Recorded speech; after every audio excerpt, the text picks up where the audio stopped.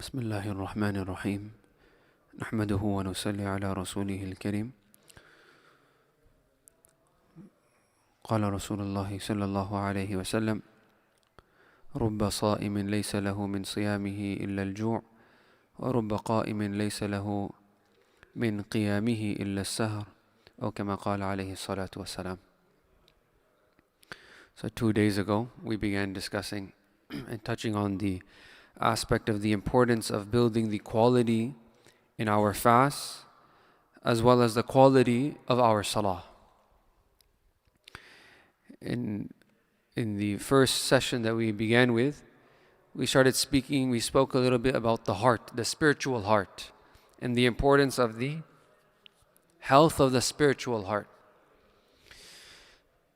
So if we start analyzing the salah aspect,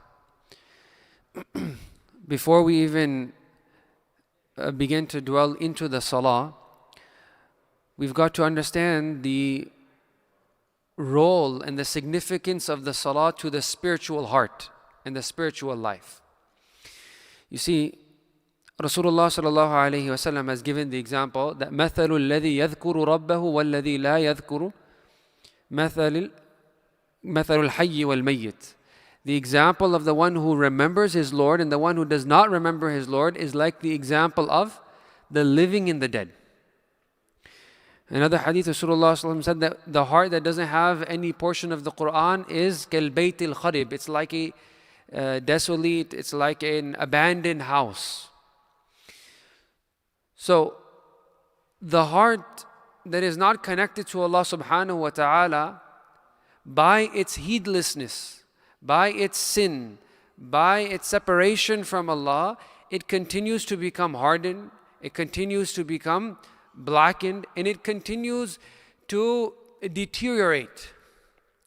And it is the remembrance of Allah subhanahu wa ta'ala that rejuvenates the heart, that gives life and revives the heart once again. So, أَلَا بِذِكْرِ اللَّهِ تَطْمَئِنُّ الْقُلُوبِ. In the remembrance of Allah do hearts find contentment. The heart has been programmed that it needs Allah subhanahu wa ta'ala. So now when we understand that why is Allah subhanahu wa ta'ala, the wisdom behind Allah subhanahu wa ta'ala obliging us 5 times in a day to come and to put your head down in front of Allah subhanahu wa ta'ala, this is a necessity of the heart. Now if we take an example of a person who's on dialysis or a person who needs to go for some oxygen treatment and he needs to go, and if he misses any session, it's going to cause tremendous amount of difficulty and complications. So in a similar way, the salah acts like a drip, something which is vital. And if the salah is not found, or it's not found on, as it ought to be, then it's going to cause undue complications. It's going to cause undue complications in our spiritual lives. Our hearts are going to, the condition of the heart is going to deteriorate. So this is the wisdom that Allah subhanahu wa ta'ala has obliged us with. Amongst the many wisdoms is that for your own spiritual, the healthiness of your spiritual state, you must come and submit in front of Allah subhanahu wa ta'ala. And the second aspect before we speak about how to build the salah is how we look at our coming to salah. So Ibn al-Qayyim rahimahullah gives a very, very profound analogy where he says that when a person comes to perform salah, then his example is like the example of a slave that was very rebellious, and it wronged the king in many ways. And then he realizes his faults and he now decides to come and make amends, so he comes to the court of the king. But he's saying that when he comes to the court of the king, then right when he reaches the doorstep, what he ends up doing is he sends some of his attendants, his servants, and say, go to the king. And he starts busying himself in the things that the king does not like. So Ibn al-Qayyim rahimahullah so beautifully And if we were to understand this analogy, it would really allow us to understand the importance of putting our heart in the salah. He says, this is the example of a person who now comes to Allah subhanahu wa ta'ala to perform salah. Now when he comes in front of Allah subhanahu wa ta'ala, now he's at the court of Allah. Now standing in the court of Allah, when he now begins the prayer, and his heart is not in the salah, his concentration is not there, his example is like him where he's sending his servants to go and speak to the king, which is very disrespectful. So what is he doing? He's sending his limbs. His limbs are going in the court of Allah, but he himself, which is his heart, that he's staying outside doing something else. So what a beautiful analogy. He's saying that when your heart is not there, it's as if the person himself is not there. And he's sending some representatives on his behalf. He's sending his servants and his attendants, like, go speak to the king for me. Go present my case. Tell him I'm sorry. That's very disrespectful. But it's the benevolence of Allah subhanahu wa ta'ala that even though this act is very disrespectful, still too Allah subhanahu wa ta'ala shows His karam, shows His benevolence upon this slave. That even when a person doesn't have his heart and he is simply going through the motions, a person is not leaving with nothing. Allah ta'ala still blesses that person. This is the benevolence of Allah subhanahu wa ta'ala. But the true salah, the essence of the salah, is when a person himself is present, meaning his heart is present. The true treatment that needs to be administered is upon the heart. The true treatment and the true rejuvenation and that process that is meant from salah is meant to be administered into the heart. So a beautiful analogy, we can just, really, introspect and kind of, take it to heart. That when we are standing in front of Allah subhanahu wa ta'ala, we've got to make sure that the heart is there in the salah. That is the main, the main point of address that must be present. Thereafter, when a person now begins his salah and he says, Allahu Akbar. When he says Allahu Akbar, now the reason why we're speaking about this is in Ramadan, we've got so much more time to practice. The Imam is there and he's reciting.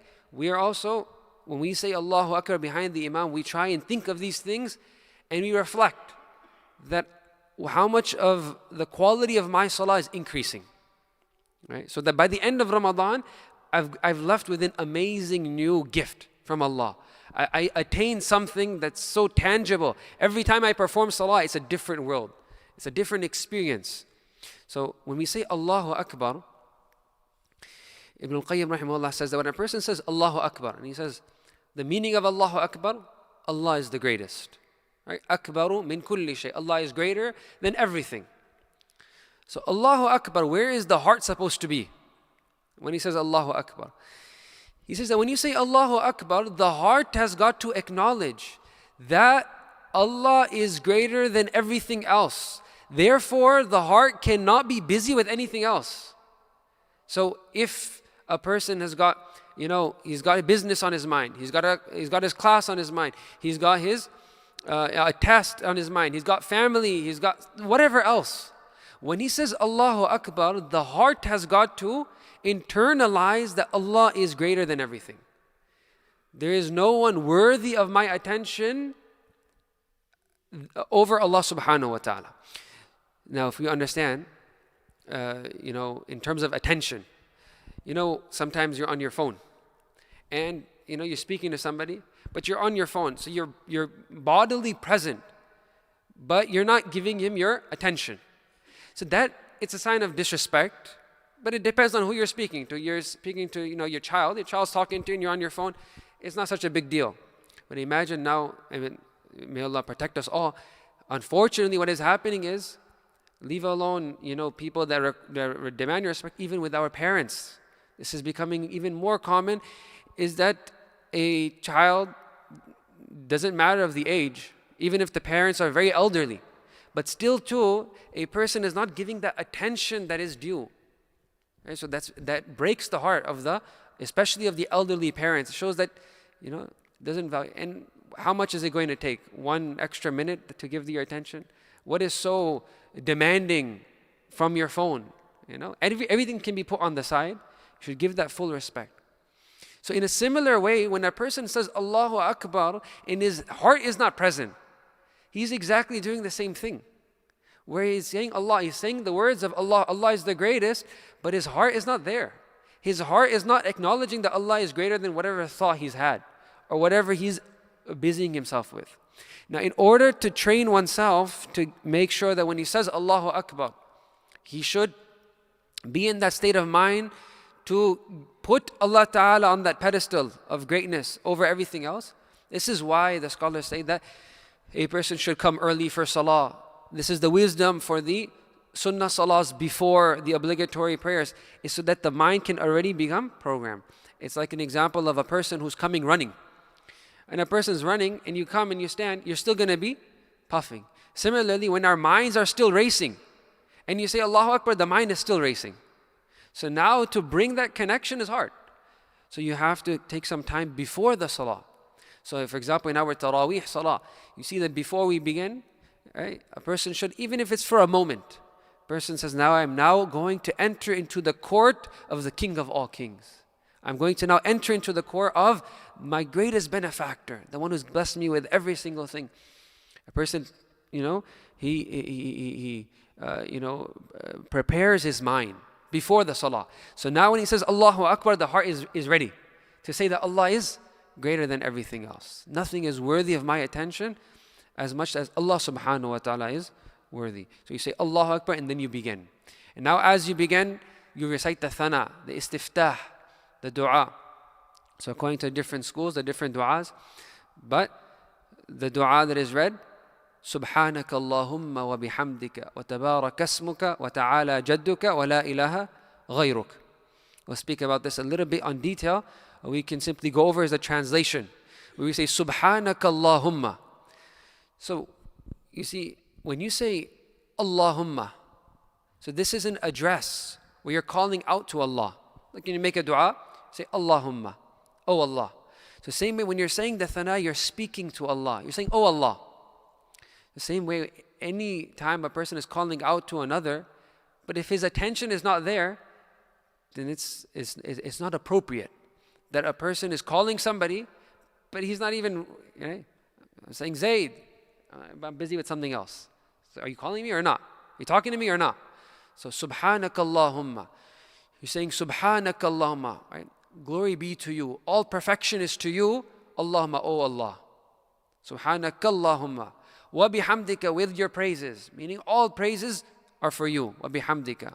Wa tabarak asmuka. And blessed is your name.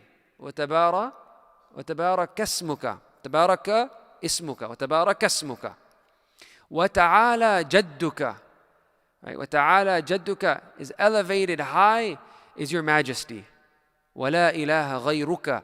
And there's no deity worthy of worship besides you. There's no deity worthy of worship besides you. We can see inside of this phrase as we began the salah with takbir, the greatness, proclaiming the greatness of Allah subhanahu wa ta'ala.